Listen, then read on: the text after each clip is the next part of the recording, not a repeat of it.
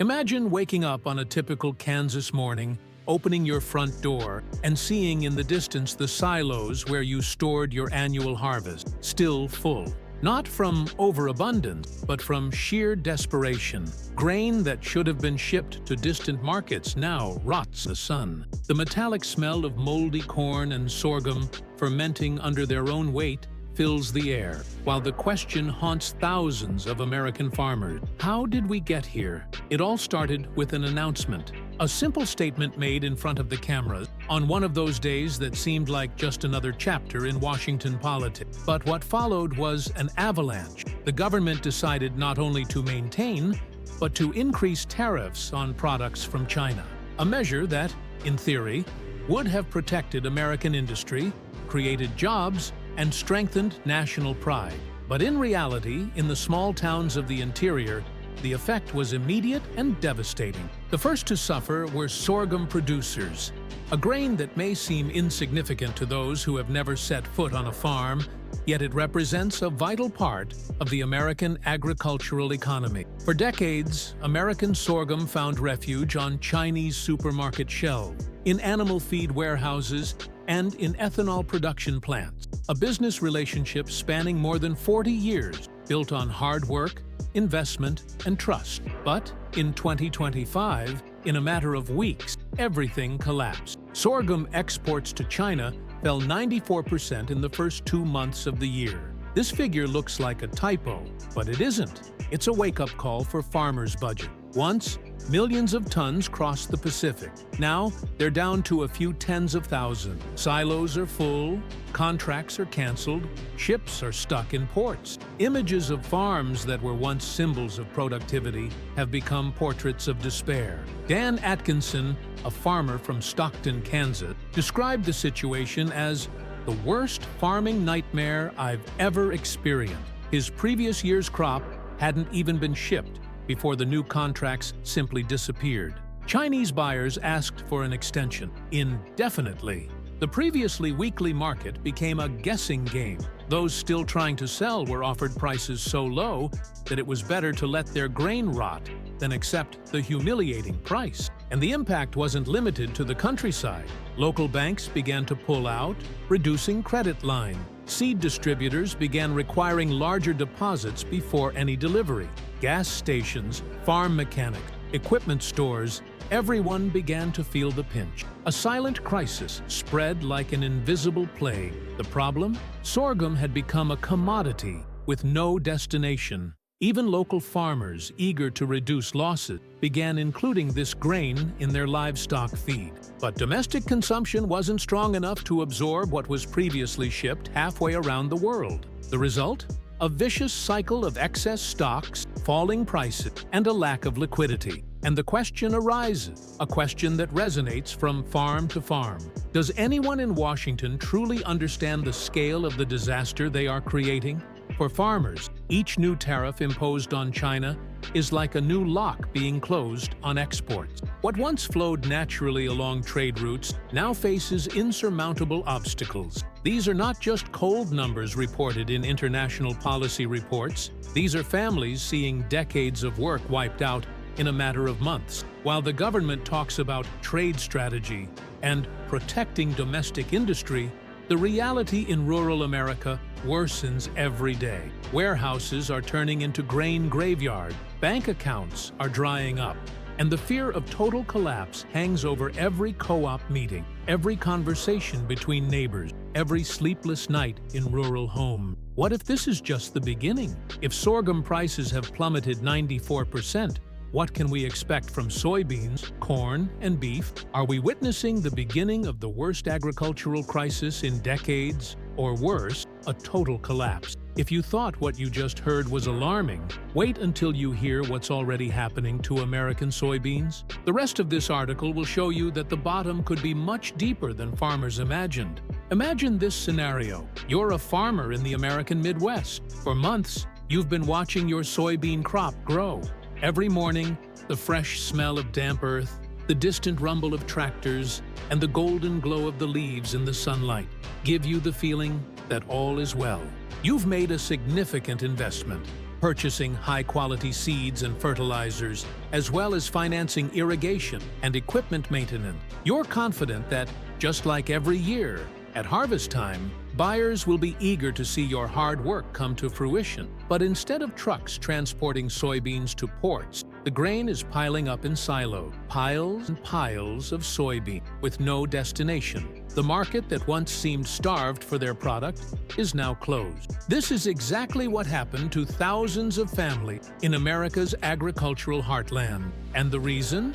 A new wave of tariffs that hit the sector with brutal force. When the government decided to impose new trade barriers on China, Beijing responded with direct and ruthless retaliation, suspending the import licenses of major U.S. soybean exporters and, soon after, imposing an additional 34% tariff on every ton attempting to enter the country. The impact has been devastating. In just a few weeks, U.S. soybean inventories reached 380 million bushels, their highest level in 4 years. To those unfamiliar with agriculture, that may seem like a simple number, but for farmers, it means an ocean of unused bean, taking up space, degrading in quality over time, and worse, driving prices to unsustainable levels. The average price of soybean, which at the end of 2023 was around $14.97 per bushel, has plummeted to just over $10 in a few months, a drop of more than 30%. Is this simply a market adjustment? Not for those with bills to pay, mounting debt, and a new crop to plant.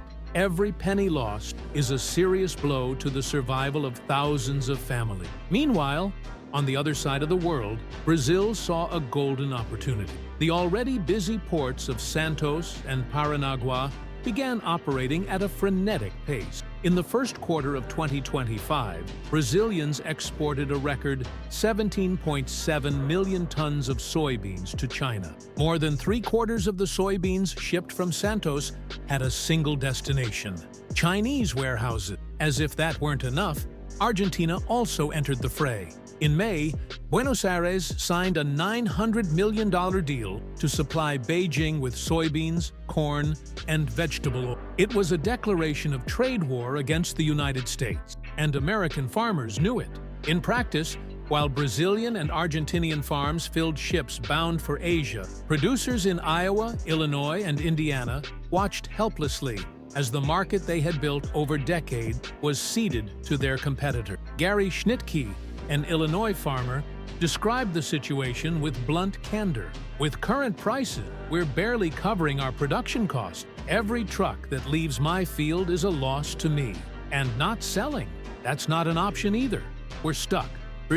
This is the reality for thousands of other producers. Many of them have decided not to plant soybeans this season. They have preferred to invest in corn or wheat to try to reduce their losses. Others have chosen to leave their land fallow, hoping that the international political situation will turn around before their economy collapses completely. But this choice comes at a price. Fewer crops mean less work for machine operators, less demand for fertilizer suppliers, less transportation on highways, less traffic at elevators, and less money for local businesses. Empty gas stations, closed farm supply stores, customerless mechanic shops. The domino effect extends far beyond farm. As American producers struggle to expand, the international market is sending a clear message: stability is as important as price. China, once dependent on American soybean, is now diversifying its supply source. And if this new reality were to consolidate, the lost ground may never be regained. The question remains, how long will the government let the situation deteriorate before intervening? The most optimistic analysts continue to hope for a turnaround in the trade negotiation. But as the days pass, the losses pile up. The USDA already predicts that U.S. soybean exports could fall by another 20%, reaching their lowest level in years. And while Brazilian ships continue to cross the Pacific laden with goods, U.S. elevators remain full, and producers' pockets empty. And this is precisely why we need to talk about the future. Because while sorghum has already disappeared from exports and soybeans are in free fall, the next victim of this tariff war promises to be even more symbolic and impactful: American wheat. What will happen when even America's oldest trading partners begin canceling their grain contracts en masse? What will be the immediate consequences of this seemingly endless crisis? If you want to understand how the collapse in wheat prices could impact not only farmers, but also the price of bread on your table, don't miss the next part of this series. If this content has helped you understand the magnitude of this invisible problem rocking the American economy, please enjoy and like it now. This will allow the channel to continue offering these in-depth analyses. And of course, if you haven't already subscribed, click the subscribe button and ring the bell to receive the next chapters of this story, which is far from over. Because what's happening on American farm could disrupt the global economy in the months ahead. Have you ever considered what happens when the most fundamental and iconic product of American agriculture begins to be rejected on the international market?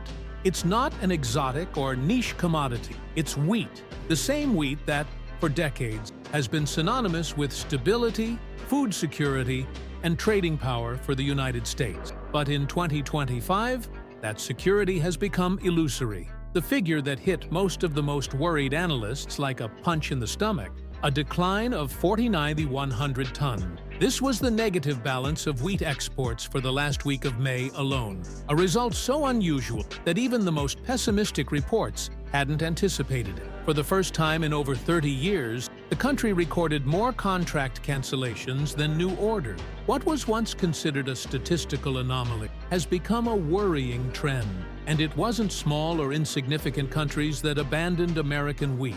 The losses came from their historical partner, South Korea and the Philippines. In one fell swoop, Korea canceled 65,300 tons, and the Philippines reduced its exports by another 12,000 tons. But the most symbolic blow came a few days later, when the Philippines signed a new contract, not with the United States, but with Australia, a complete about-turn.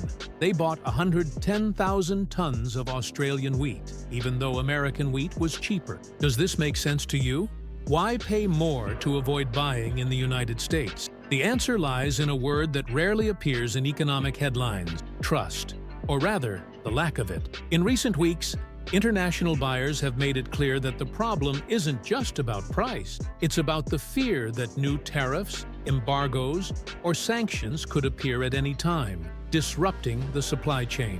The case of South Korea is emblematic. Instead of renewing their contracts with the United States, the country's major flour processors have begun demanding flexible origin clauses in their contract. They are willing to pay more for the freedom to choose Russian or Eastern European suppliers if Washington suddenly decides to close another door. Did the U.S. government anticipate this side effect, or did it underestimate how much the global market depends on predictability?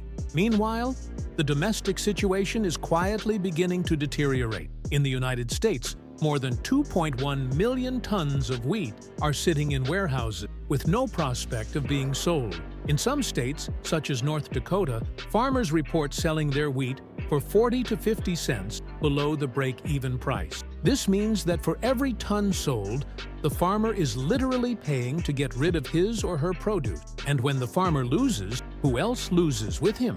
The answer is simple: the entire ecosystem that surrounds it. A striking example is Stafford Flour Mill, one of the largest grain processors in the central United States. The company was preparing to invest $48 million to expand its facility. The project was abruptly canceled. The reason? Uncertainty over the supply of raw materials. And that's not all. Grain elevators are activating force majeure clauses, a legal term that allows them to cancel contracts without penalty in the event of extreme events. In other words, no one wants to take the risk of storing or transporting grain that may never be sold. Meanwhile, the international market is closely monitoring the U.S. decline. Russia, until recently subject to heavy sanctions due to the war in Ukraine, has now emerged as the world's leading wheat supplier. This year alone, more than 40 million tons have been exported, placing Moscow in first place in Asian and Middle Eastern market. Do you see the irony? As the United States withdraws from global trade, Russia, the target of Western sanctions, is benefiting like never before. Another detail many overlook: the United States' declining share of the global grain market. In 1980, the United States controlled 44% of global exports. Today, that share has fallen to 11%, the lowest level in modern history. And if no action is taken, the trend will continue. Are we witnessing the beginning of an irreversible process, or is there still a chance of recovery? The problem is that time is running out.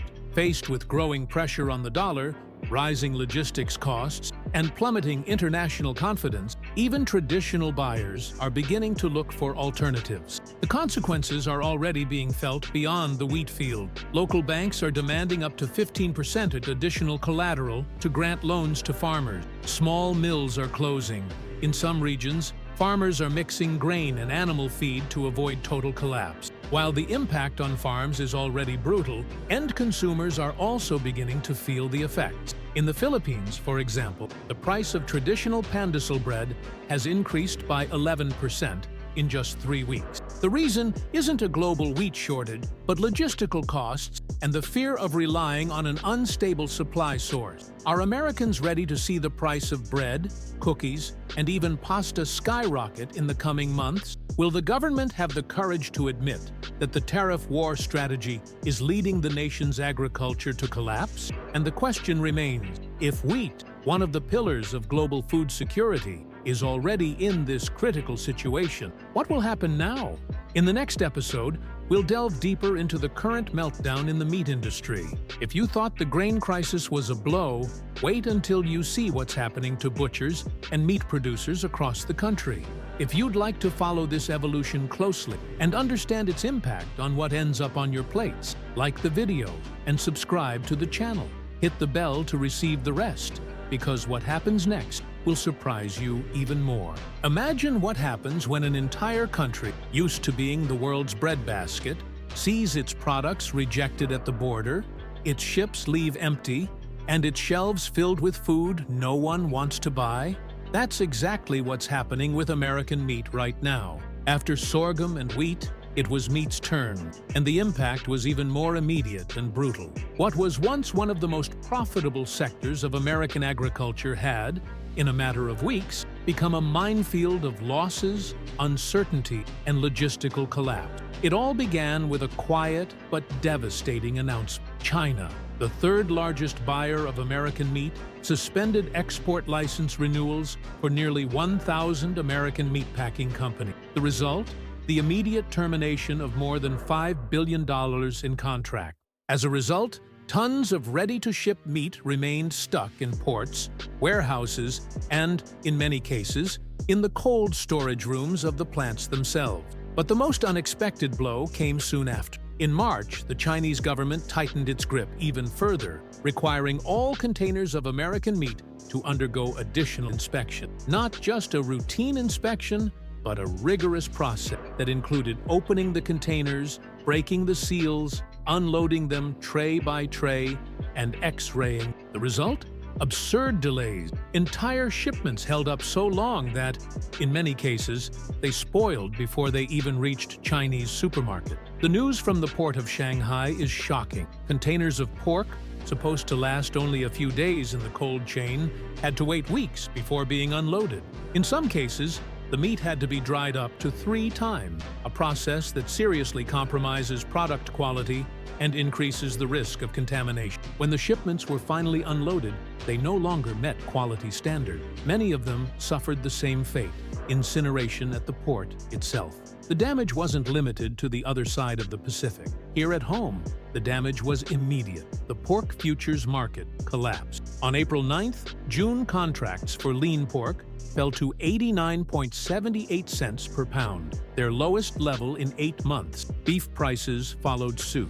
Fearing a widespread collapse, butchers cut shifts, shut down production lines, and carried out mass layoffs. Imagine for a moment what it means for a producer in Iowa or Nebraska to know that every penny of decline in pork prices translates into a loss of nearly $15 million per month for the industry. Now multiply that figure by consecutive weeks of devaluation, and what seemed like an export problem has turned into a financial time bomb.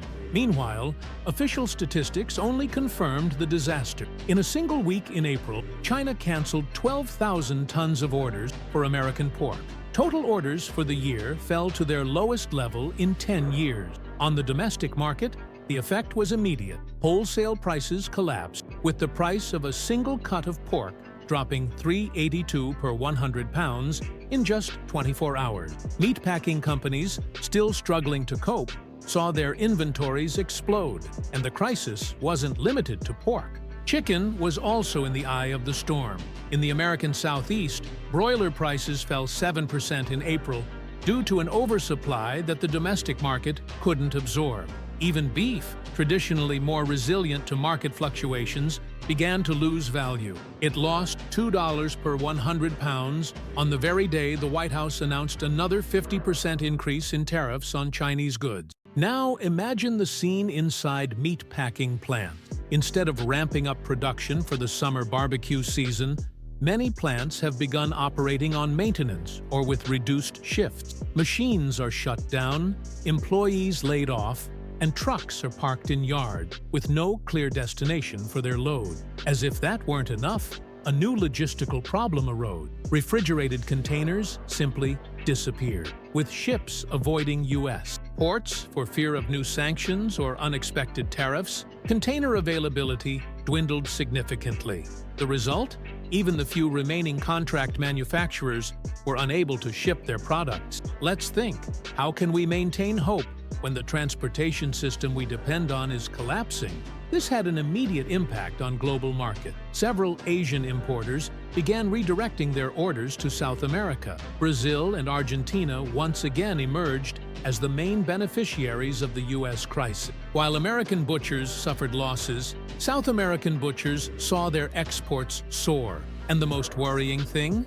Despite this decline in exports, production costs continued to rise. The prices of basic inputs, such as animal feed and electricity, increased due to the same factors that caused the market collapse: tariffs on imported fertilizer, fuel, and equipment. In a cycle that seems increasingly hopeless, American producers now face a stark choice: sell at any price, even if it means a loss, or simply stop producing. The USDA already estimates that, unless the outlook changes rapidly, U.S. pork prices could fall to an average of $63.50 per 100 pounds by 2026, their lowest level in recent years. The last time the sector experienced such a prolonged decline was during the 2008 financial crisis. And it's not just about numbers or graphs. It's about entire families who depend on these sectors for their survival. Small towns in the interior, whose economies rely on meat production,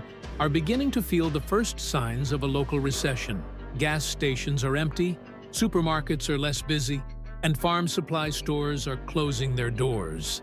And as all this is happening, a question is beginning to resonate behind the scenes in Washington, in rural unions, and in the meatpacking plants themselves. How many more commodities will have to collapse before a new trade policy is crafted? If you've made it this far, you already know that this crisis extends far beyond fields and factories. The consequences could impact the food security of millions of American families. The collapse of the meat industry is just one more chapter in this seemingly endless story. In the next episode, we'll reveal how this crisis is triggering a domino effect that has already begun to paralyze U.S. ports, block entire supply chains, and jeopardize the U.S.'s ability to ship any type of agricultural product. To stay up to date on the developments in this unprecedented crisis, like the video and subscribe to the channel. Click the bell to catch the final part of this series, because what's coming could mark a turning point for American agriculture.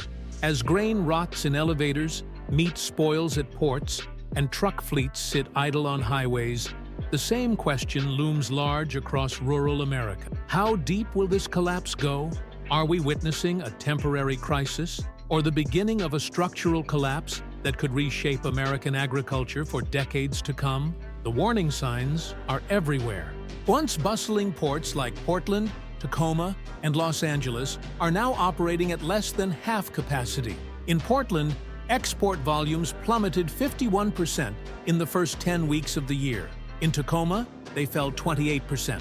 And even Los Angeles's sprawling terminals saw a 17% drop in business. What were once rows of ships ready to sail are now silent ports, with containers stacked high like monuments to a stalled economy. And the domino effect didn't stop there. The container shortage became another problem. Without exports, even the containers that were supposed to return, filled with inputs, disappeared. Kansas farmers now face an absurd situation. Even if a buyer miraculously showed up to collect their stranded sorghum, they would have no way to ship it. There aren't enough metal boxes. There are no ships. There's no way out. The situation became even more dire when Washington proposed a new tariff, $3 million for every Chinese-built ship docking in the United States. What happened?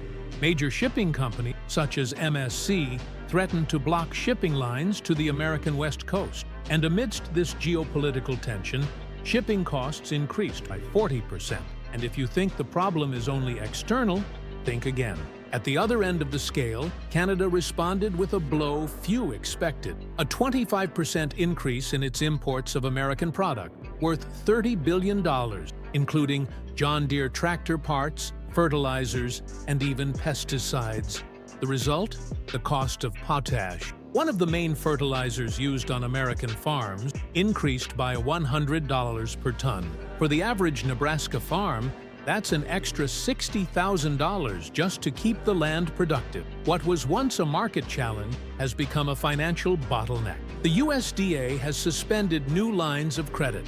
Emergency aid has been frozen. In Montana, a farmer revealed he owed a feed mill more than $600,000, and local banks, they're demanding up to 15% additional collateral to release finance. The vicious cycle has become evident. Without exports, domestic prices collapse. With falling prices, banks reduce credit. Without credit, farmers stop planting. Without planting, rural jobs disappear. And when harvests fail, the impact affects not only small towns, but the entire national economy. The default rate in the agricultural credit system has already begun to rise. In the first quarter of 2025, the number of agricultural loans considered unhealthy rose from 0.36% to 0.55%. This may seem small, but such a rapid increase in such a short period of time is a sign of an accelerating crisis. The final blow came with the bankruptcy figure. Last year alone, bankruptcy filings in the agricultural sector increased by 55% compared to 2023.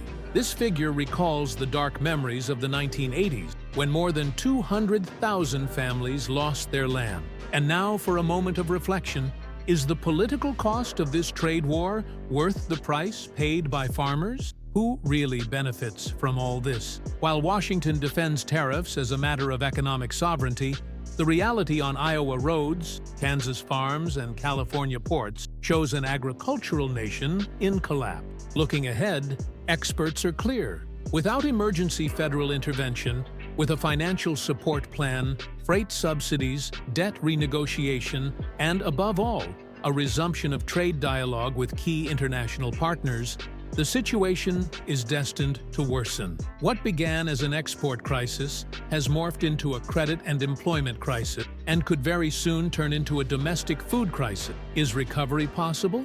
Yes, but it requires swift, strategic decision and, above all, the humility to recognize that the current tariff policy has led the American agricultural system into a dead end. If you've followed this series so far, you've probably already realized that this crisis isn't a distant problem. It could impact food prices, employment in your community, and even the country's economic stability. So, if you think more people need to understand the reality of American agriculture, like this video now.